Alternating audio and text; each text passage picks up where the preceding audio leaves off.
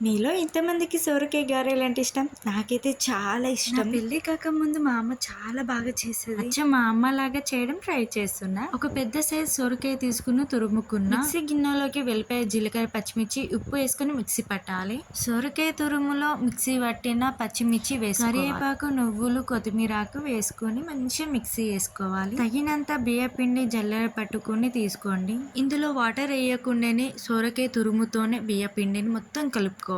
Water పోస్తే మనకు చాలా మెత్తగా అయిపోద్ది. స్టవ్ వెలిగించి ఆయిల్ పోసేసి వేడైన తర్వాత ఇలా చిన్నగా అప్పాలు చేసుకొని ఆయిల్‌లో వేయడమే. మనం కాల్చేటప్పుడు మెత్తగా కాకుండా మంచిగా క్రిస్పీగా ఉండేటట్టు కాల్చుకోవాలి. అంటే మంచిగా ఎర్రగా కాల్చుకోవాలి. అలా కాల్చుకుంటేనే మనకు టేస్ట్ అనేది వస్తది. ఇలా సొరకాయ గారెలు చేసుకొని సాయంత్రం టైంలో మీ పిల్లలకి పెట్టండి. చాలా ఇష్టంగా తింటారు. ఇవి టేస్ట్ కూడా చాలా బాగుంటాయి. చాలా బాగా నచ్చుతది. Thank you.